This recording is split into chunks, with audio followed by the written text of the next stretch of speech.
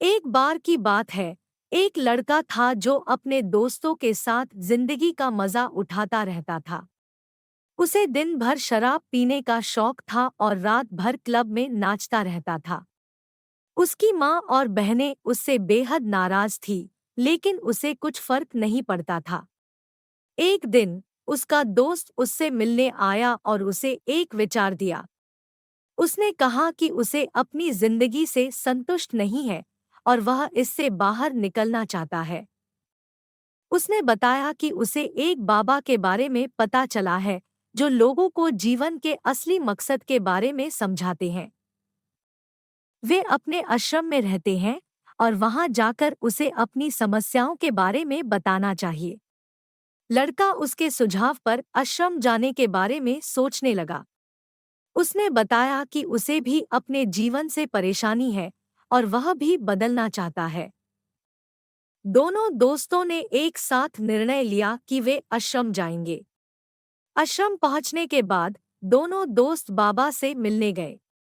बाबा ने दोनों दोस्तों का स्वागत किया और उनसे उनकी समस्याओं के बारे में सुना। उन्होंने दोनों दोस्तों को उनकी अंतरंग समस्याओं के समाधान के लिए अनुभव की गहराई से समझाया। बाबा ने दोस्तों को उनके जीवन के उद्देश्य और मकसद के बारे में समझाया और उन्हें यह समझाया कि उनकी जिंदगी का एक उद्देश्य है दूसरों की मदद करना और उनकी सेवा करना। बाबा ने दोस्तों को मेधावी और सफल लोगों की कहानियां सुनाई और उन्हें यह बताया कि जब तक वे अपने जीवन के मकसद को नहीं समझेंगे, तब तक वे सफल नहीं हो सकते। बाबा ने दोस्तों को योग, ध्यान और अन्य आध्यात्मिक तकनीकों का भी समय दिया। दोनों दोस्तों ने बाबा के सभी उपदेशों को सुना और ध्यान से उनकी बातों को समझा। उन्होंने अपने असली मकसद को ढूंढने की तकनीकों को सीखा और उन्हें यह भी समझाया कि जब तक वे अपने जीवन का मकसद नहीं समझेंगे, तब तक वे सफल नहीं हो सकते। धीरे धीरे दोनों दोस्तों की सोच में बदलाव आने लगा। वे जागरूक और समझदार बन गए थे और उन्हें अपने जीवन के मकसद को ढूंढने में सफलता मिल रही थी।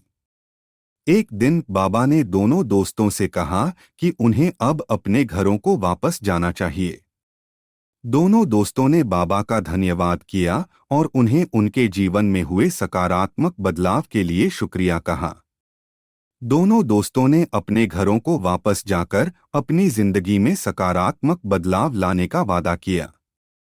उन्होंने अपने जीवन के मकसद को ढूंढ लिया था और उन्होंने अब दूसरों की मदद करने के लिए तैयार थे। उन्होंने अपने समाज में सेवा करना शुरू किया और लोगों की मदद करने लगे।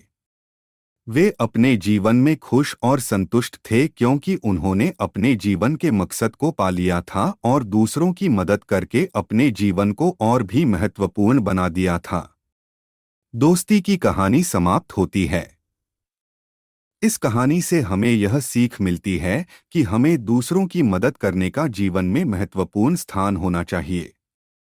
हम अकेले नहीं होते और हमारे आसपास कई लोग होते हैं जिनकी मदद करने से हमें अपने जीवन का मकसद मिलता है। हमें दूसरों के साथ सहयोग और समझदारी बनाए रखना चाहिए ताकि हम एक सकारात्मक समाज बना सकें।